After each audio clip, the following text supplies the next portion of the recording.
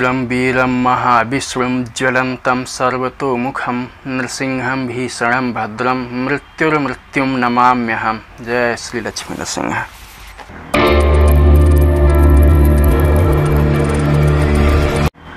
भारतीय धर्म या दर्शन में जीवन के 4 पुरुषार्थ बताए गए हैं। धर्म, अर्थ, काम और मोक्ष। क्रमशः इनका पालन करते हुए व्यक्ति अगर जीवन यापन करे तो आज के जीवन शैली में उत्पन्न होने वाले तमाम तरह के रोग या मानसिक समस्याएं, जिनमें मानसिक विकार, मनोविकार, मानसिक रोग, मानसिक समस्याएं इत्यादि से मानवता परेशान है, ये सब समस्याएं नहीं होंगी। आदमी इन सब समस्याओं से बचा रहेगा।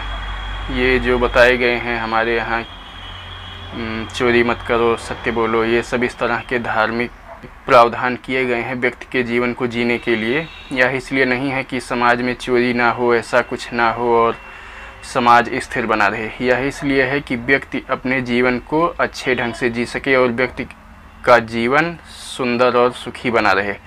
अन्यथा एक बार इन सब मनोविकारों के चक्कर में गिरने के बाद जब मनुष्य मानसिक समस्याओं में गिर जाता है तो फिर उनसे बाहर निकलना बहुत मुश्किल होता है और कई बार तो मनुष्य का पूरा जीवन इनसे बाहर निकलने के प्रयास में ही नष्ट हो जाता है। तो भारत में 4 पुरुषार्थ बताए गए हैं: धर्म, अर्थ, काम और मोक्ष। और साथ ही मनोविकारों से बचने के लिए लोभ, मोह, मद, मत्सर, काम, क्रोध, ये 6 मनोविकार बताए गए हैं। इनसे बचने की सलाह दी गई है। अन्यथा मनुष्य इनके जाल में एक बार फंसने के बाद में फिर मानसिक समस्याओं के दुष्चक्र में गिर जाता है। अब हम यहाँ इन विकारों को फिर से ठीक से देखते हैं: काम, क्रोध, लोभ, मोह, मद और मत्सर।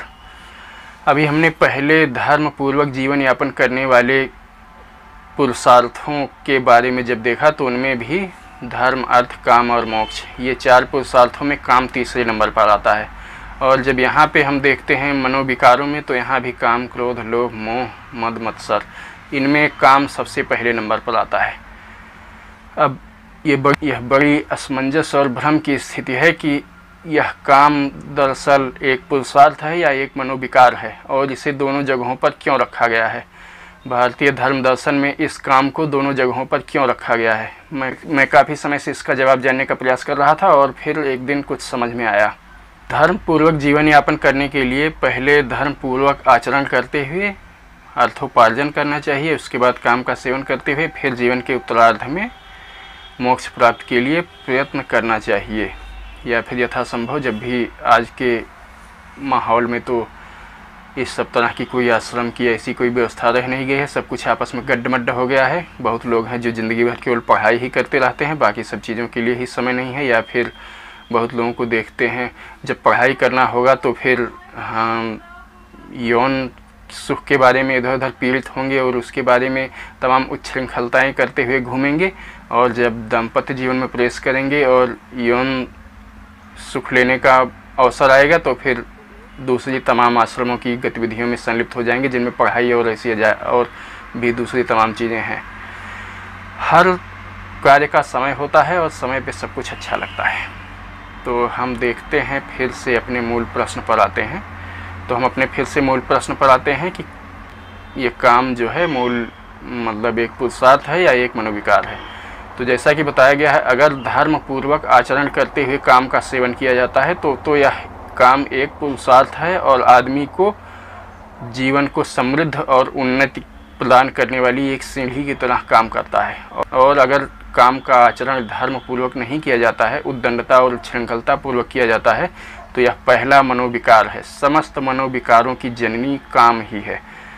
काम के बारे में, काम का उद्दंडता पूर्वक सेवन करने में या फिर काम का उद्दंडता उच्छृंखलता पूर्वक सेवन करने की योजना बनाने में अगर काम का सेवन धर्म पूर्वक नहीं होता है तो फिर यह पहला मनोविकार है। और काम का सुख उच्छृंखलता पूर्वक लेने के चक्कर में तमाम योजनाएं बनानी पड़ती हैं, उनके लिए प्रयास करने पड़ते हैं और बार बार उन पर अमल करना पड़ता है, जिससे आदमी को अपने इन गतिविधियों को या अपने इन उद्देश्यों को प्राप्त करने में सहूलियत हो। अब अगर ऐसा करने की कोई योजना बनाता है और उस योजना में किसी भी तरह का खलल पड़ता है या कोई अवरोध आता है, तो जैसा कि अवरोध आएगा ही। संसार में बहुत सी परिस्थितियां हैं, बहुत सी चीज़ें हैं जिनकी वजह से उसमें अवरोध पड़ना अनिवार्य है।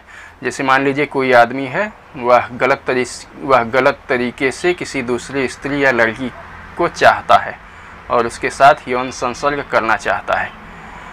अब तमाम तरह की परिस्थितियां हैं। पहली तो यह आवश्यक नहीं है कि वह लड़की या स्त्री भी उस आदमी या पुरुष को चाहे, उस आदमी या पुरुष को वह लड़की या स्त्री भी चाहे और उसके साथ वैसा करना चाहे।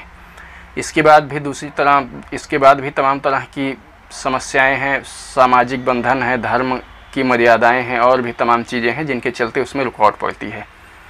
और फिर दुनिया भर के रोग हैं और सब समस्याएं हैं, और इस लड़के के घर वाले हैं, तमाम रिश्तेदार और सब लोग हैं, उस लड़की के घर वाले हैं, तमाम रिश्तेदार और सब लोग होंगे। इस तरह से हम देखते हैं, इससे अंदाज़ा लग जाता है कि इन कुत्सित उद्देश्यों की पूर्ति में कितनी सारी बाधाएं आती हैं। और इन बाधाओं के आने से आदमी को क्रोध उत्पन्न होता है। जब उसकी इच्छाओं के आगे कोई आता है तो, या उसकी इन उच्छृंखल काम उद्देश्यों के आगे कुछ आता है तो उसे क्रोध उत्पन्न होता है। और फिर ऐसा कई बार होने से, क्रोध बार बार उत्पन्न होने से, कहीं वह सुख या जिसको ये चाहता है वह इससे छूट ना जाए या किसी दूसरे को ना प्राप्त हो जाए या कोई दूसरा उसे ना ले जाए, इसके चलते उसमें एक लोभ प्राप्त होता है कि किसी भी तरह से यह पुरुष ही उसे पाले और कोई दूसरा उसे ना पा सके, और इस तरह से उसके लिए इसमें लोभ उत्पन्न हो जाता है। अब हम देखते हैं यह काम के चक्कर में 3 मनोअवस्थाएं पैदा होती हैं। पहली होती है काम, दूसरी क्रोध, फिर लोभ।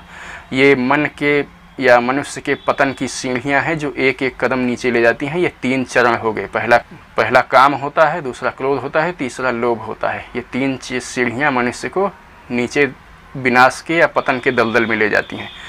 इन तीनों के बाद में फिर चौथी सीढ़ी होती है मोह की। मोह बहुत ही भयंकर मनोविकार है। आपने तमाम लोगों को देखा होगा जो अजीब सी मनोअवस्था में चले जाते हैं या अजीब सी स्थिति में चले जाते हैं। वे बहुत अच्छा बनने का दिखावा करने लगते हैं, लेकिन वैसे होते नहीं हैं। और सब जानते हैं कि ये दिखावा कर रहा है, लेकिन वे किसी ऐसे मानसिक संतरास में होते हैं कि उससे निकलने के लिए अच्छे आचरण का प्रयास करते हैं, लेकिन फिर वो संभव नहीं हो पाता है। तो मोह जो है, ये काम, क्रोध, लोभ, इन तीनों अवस्थाओं में भी अगर आदमी नहीं सुधरता है तो फिर मोह चौथी अवस्था में प्रवेश कर जाता है। इन 3 अवस्थाओं से वापस लौटना आसान होता है, उतना आसान नहीं होता है, लेकिन फिर भी अगर आदमी प्रयास करने लगे तो फिर अधिक समय नहीं लगेगा, साल भर या महीने भर में आदमी वापस आ सकता है अपने स्वस्थ स्थिति में। लेकिन एक बार मोह के चक्कर में पड़ जाने के बाद में फिर स्थिति आदमी के बस के बाहर हो जाती है। फिर शायद जन्मों लग जाएं आदमी को उस स्थिति से बाहर आने में। आप लोगों ने ऐसे कई लोगों को अपने समाज में या आसपास देखा होगा, हो सकता है जो अजीब तरह की मानसिक स्थिति में होते हैं, जिन्हें कुछ कुछ पागल सा कहा जा सकता है, और वे हमेशा अजीब सी स्थिति में रहते हैं और कुछ भी कर नहीं सकते हैं। लाख अच्छा करने की कोशिश करें लेकिन कुछ हो नहीं पाता है। तो मोह जो है बहुत ही भयंकर अवस्था है, मतलब बहुत ही भयंकर मनोविकार या मानसिक समस्याओं के गर्त में प्रवेश करने का चरण है। यहाँ पे जाने के बाद फिर वापस लौटना बहुत ही मुश्किल हो जाता है। इस तरह से हम देखते हैं, अगर काम का धर्म पूर्वक सेवन किया जाए तो यह तो ज़िंदगी को ऊपर ले जाने वाला एक पुरुषार्थ है, लेकिन अगर काम का अधर्म पूर्वक सेवन किया जाए तो फिर यह ज़िंदगी को या मनुष्यता को या मनुष्य के जीवन को पतन के रास्ते में धकेलने वाली सीढ़ी साबित होती है। जिस सीढ़ी से हम नीचे उतरते हैं उसी सीढ़ी से ऊपर भी जाया जाता है। आमतौर पर नीचे उतरना आसान होता है, ऊपर चढ़ना साधना के जैसा काम होता है, उसमें शक्ति व्यय होती है। इस तरह से हम देखते हैं कि काम अगर धर्मपूर्वक सेवन किया जाए तब तो एक पुरुषार्थ है, और अगर अधर्मपूर्वक सेवन किया जाए तो एक मनोविकार है, जो कि समस्त मानसिक समस्याओं की जड़ है या जननी है।